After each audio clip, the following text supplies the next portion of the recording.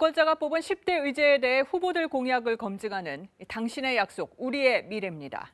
어제에 이어 일자리 공약 좀 더 들여다봅니다. KBS 여론조사에서 우리 사회 중요한 의제로 일자리 창출이 시급하다는 답은 70대 이상, 20대, 60대 순으로 많았습니다. 노년과 청년, 상황이나 이유는 달라도 일자리에 갈증을 느끼고 있다는 뜻입니다. 먼저 김성수 기자가 60대와 청년 구직자를 만나서 얘기 들어봤습니다. 일자리를 구하는 노년층이 주로 찾는 한 인력 속에서 정작 노년 직원을 원하는 업체를 찾긴 쉽지 않습니다.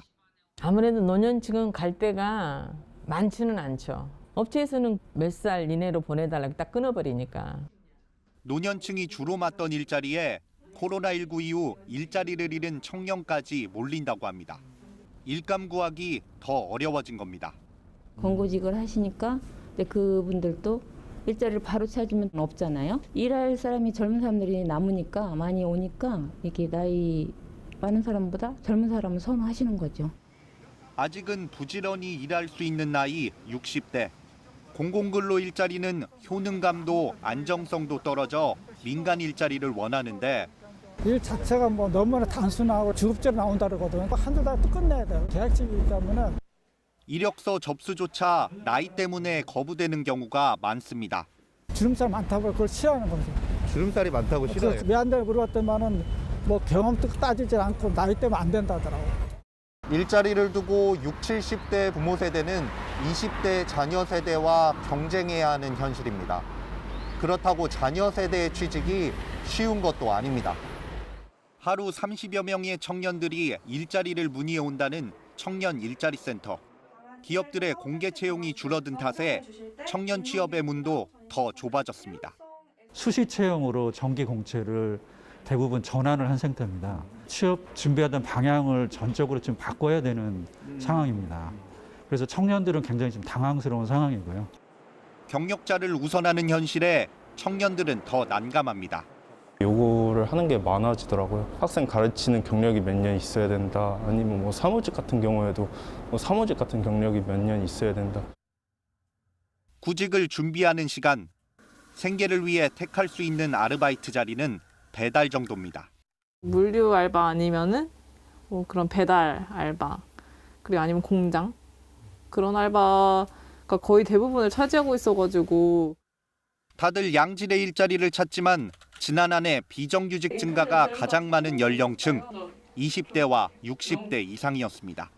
KBS 뉴스 김성수입니다. 네, 보신 것처럼 청년도, 노년층도 좋은 일자리를 찾는 게 쉽지 않습니다. 대선 후보들은 노동시장의 이런 현실에 어떤 해법을 가지고 있는지 정치부 조지현 기자와 짚어보겠습니다. 조 기자, 질 좋은 일자리뿐 아니라 보니까 단기 아르바이트 자리를 두고도 부모와 자식 세대가 경쟁하는 모습입니다. 이게 구조적인 문제라고 볼 수 있을까요? 네, 제가 수치 하나 보면서 설명을 드리겠습니다. 네. 코로나19가 확산되기 이전이 2019년 말과 지난해 이 취업자 수를 비교를 한 건데요. 그런데 줄어든 게 이 중숙년도 일자리입니다. 그러니까 흔히들 사무직, 판매직 이렇게 부르는 일자리입니다. 사무직, 판매직이라고 하면 질 좋은 일자리로 분류가 되는 거죠? 네, 그렇습니다. 이 코로나19 영향으로 일자리 지형이 조금씩 변하고 있는데요. 많이 아시겠지만 배달이나 택배 같은 이런 단순 노무직, 그러니까 저숙련 노동을 하는 그런 일자리들은 늘었고요. 그리고 전문가나 관리직 같은 고숙련 일자리도 조금은 늘었는데 유일하게 이 중숙련 일자리만 줄어들었습니다. 네. 그런데 이 중숙련 일자리 아까 말씀하셨듯이 단순 육체 노동보다는 조금 더 대우가 좋고 또 고용이 조금 안정돼 있는 흔히들 많은 사람들이 원하는 좋은 일자리입니다. 그러니까 당연히 경쟁이 치열해질 수밖에 없는 거죠. 그런데 이게 코로나 때문에 나타나는 단기적인 현상만은 아니잖아요. 네, 맞습니다. 이렇게 표현하는 게 맞을 것 같아요.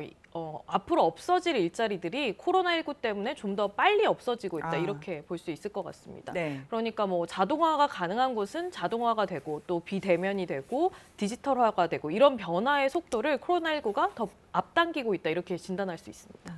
그러면 대선 후보들이 일자리 공약 내놓을 때 이런 부분에 대한 고민이 담겨 있습니까? 네, 그렇습니다. 저희가 그 후보들에게 일자리 3대 공약을 물어봤거든요. 그랬더니 4명의 후보 모두 똑같이 첫 번째로 디지털 전환과 미래의 에너지 분야에서 일자리를 만들겠다 이렇게 답했습니다. 산업 전환 시기에 때를 놓치지 않아야 이 질 좋은 일자리를 많이 만들 수 있을 텐데요. 네. 그러면 후보들이 내놓은 공약 또 부족한 점, KBS 대선 공약 검증 자문단과 함께 분석해봤습니다. 조지연 기자가 이어서 전해드립니다. 앞으로 일자리 창출 분야로 네 후보 다 디지털 전환과 미래 에너지 분야를 꼽았습니다. 먼저 이재명 후보 135조 원 대대적 투자를 약속했습니다. 디지털 인프라 조성, 초연결 신산업 육성, 탄소 중립 신기술 개발 등으로 분야를 특정했고 목표 일자리 개수 300만 개를 제시했습니다. 디지털 비대면 탈탄소 경제로 급속하게 전환하고 있습니다. 일자리 대전환의 기회로 만들어야 합니다. 윤석열 후보는 융합 산업 분야, 디지털 전환에 지원하되 그 대상은 미래 경쟁력 있는 중소기업에 집중하겠다고 방향을 내놨습니다. 양질의 일자리는 대부분 민간이 만든다며 민간 주도에 방점을 뒀습니다.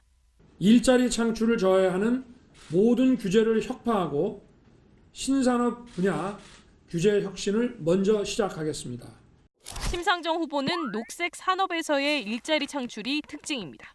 재생에너지 저장 장치 산업, 전기차 등 5대 분야에서 150만 개 일자리를 약속했습니다.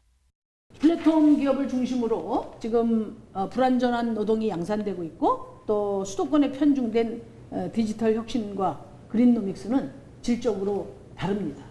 안철수 후보 디스플레이와 2차 전지 등에서 초격차 기술 확보를 제시했습니다. 기술력을 갖춘 기업을 키우면 협력업체 등의 일자리 창출로 이어진다는 겁니다. 정부가 주도하고 민간이 이렇게 끌려가는 그런 형태가 아니라 여기서는 민간이 주도하고 이제 정부가 도움을 주는 모든 공약 다 상당한 재원 투입을 전제로 합니다.